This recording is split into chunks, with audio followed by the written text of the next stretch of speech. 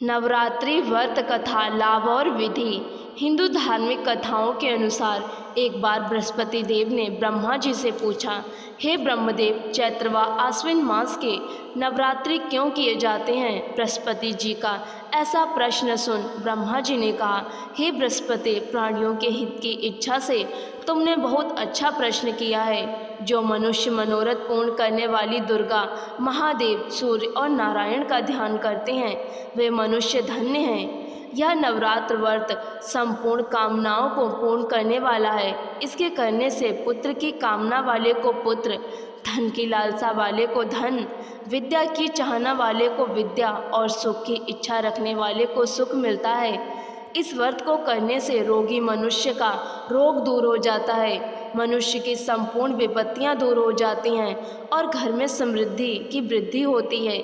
बंधा को पुत्र प्राप्त होता है, समस्त पापों से छुटकारा मिल जाता है और मन का मनोरथ सिद्ध हो जाता है।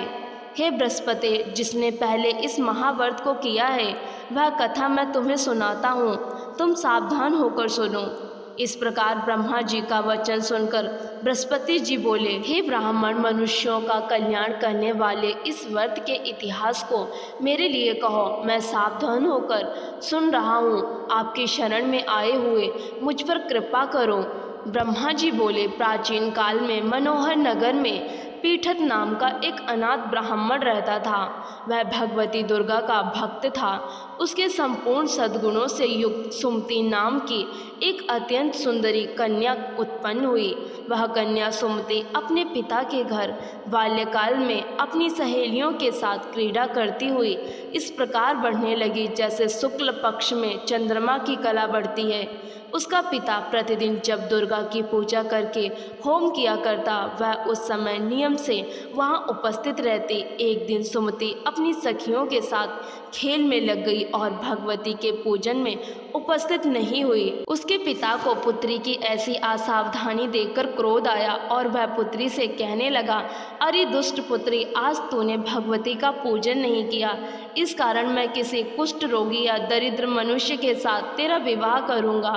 पिता का ऐसा वचन सुन सुमति को बड़ा दुख हुआ और पिता से कहने लगी, हे पिता, मैं आपकी कन्या हूँ तथा सब तरह से आपके अधीन हूँ। जैसी आपकी इच्छा हो वैसे ही करो। राजा से, कुष्ठी से, दरिद्र से अथवा जिसके साथ चाहो मेरा विवाह कर दो, पर होगा वही जो मेरे भाग्य में लिखा है।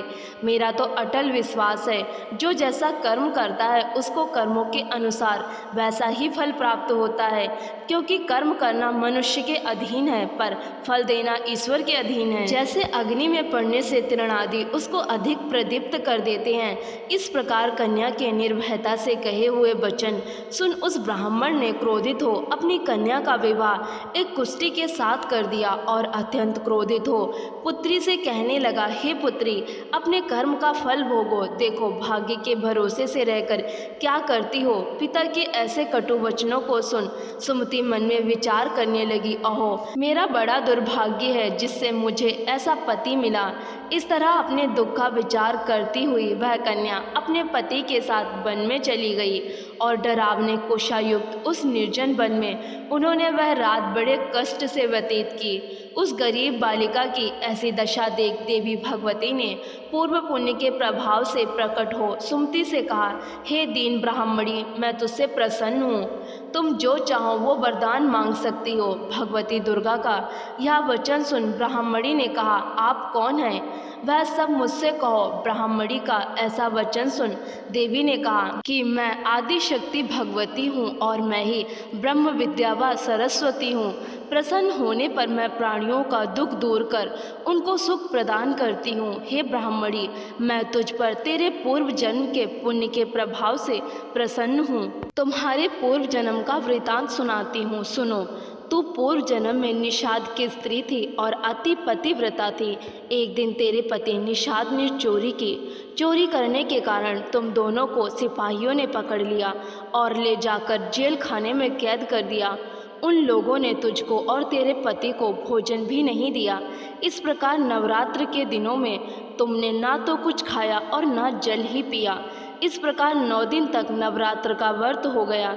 हे ब्राह्मणी, उन दिनों में जो व्रत हुआ इस व्रत के प्रभाव से प्रसन्न होकर मैं तुझे मनोवांछित वर देती हूँ। तुम्हारी जो इच्छा है सो मांगो। इस प्रकार दुर्गा के वचन सुन ब्राह्मणी बोली, अगर आप मुझ पर प्रसन्न हैं तो हे दुर्गे, मैं आपको प्रणाम करती हूँ। कृपा करके मेरे पति का कोढ़ दूर करो। देवी ने कहा, उन दिनों तुमने जो व्रत किया था उस व्रत का एक दिन का पुण्य पति को कोढ़ दूर करने के लिए अर्पण करो। उस पुण्य के प्रभाव से तेरा पति कोढ़ से मुक्त हो जाएगा। ब्रह्मा जी बोले। इस प्रकार देवी के वचन सुन वह ब्राह्मणी बहुत प्रसन्न हुई और पति को निरोग करने की इच्छा से जब उसने तथास्तु ऐसा वचन कहा, तब उसके पति का शरीर भगवती दुर्गा की कृपा से कुष्ठ रोग से रहित हो अति कांतिवान हो गया। वह ब्राह्मणी पति की मनोहर देह को देखकर देवी की स्तुति करने लगी। हे दुर्गे, आप दुर्गति को दूर करने वाली, तीनों लोगों का संताप हरने वाली, समस्त दुखों को दूर करने वाली, रोगी मनुष्य को निरोग करने वाली, प्रसन्न हो मनोवांछित वर देने वाली और दुष्टों का नाश करने वाली, जगत की माता हो। हे अम्बे, मुझ निरपराध अबला को मेरे पिता ने कुष्ठी मनुष्य के साथ विवाह कर घर से निकाल दिया। पिता से तिरस्कृत निर्जन वन में विचर कर रही हूँ। आपने मेरा इस विपदा से उद्धार किया। हे देवी, आपको प्रणाम करती हूँ, मेरी रक्षा करो। ब्रह्मा जी बोले, हे बृहस्पति, उस ब्राह्मणी की ऐसी स्तुति सुन देवी बहुत प्रसन्न हुई और ब्राह्मणी से कहा, हे ब्राह्मणी, तेरे उदालय नामक अति बुद्धिमान, धनवान, कीर्तिवान और जितेंद्रिय पुत्र शीघ्र उत्पन्न होगा। ऐसा वर प्रदान कर देवी ने ब्राह्मणी से फिर कहा, हे ब्राह्मणी, और जो कुछ तेरी इच्छा हो वह मांग ले। भगवती दुर्गा का ऐसा वचन सुन सुमति ने कहा कि हे भगवती दुर्गे, अगर आप मुझ पर प्रसन्न हैं तो कृपा कर मुझे नवरात्र व्रत की विधि और उसके फल का विस्तार से वर्णन करें। इस प्रकार ब्राह्मणी के वचन सुन दुर्गा ने कहा, हे ब्राह्मणी, मैं तुझे संपूर्ण पापों को दूर करने वाले नवरात्र व्रत की विधि बतलाती हूँ, जिसको सुनने से मोक्ष की प्राप्ति होती है।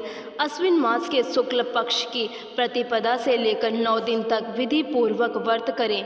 यदि दिन भर का व्रत ना कर सकें तो एक समय भोजन करें। विद्वान ब्राह्मणों से पूछकर घट स्थापन करें और वाटिका बनाकर उसको प्रतिदिन जल से सींचें। महाकाली, महालक्ष्मी और महासरस्वती देवी की मूर्तियां स्थापित कर उनकी नित्य विधि सहित पूजा करें और पुष्पों से विधि पूर्वक अर्घ्य दें।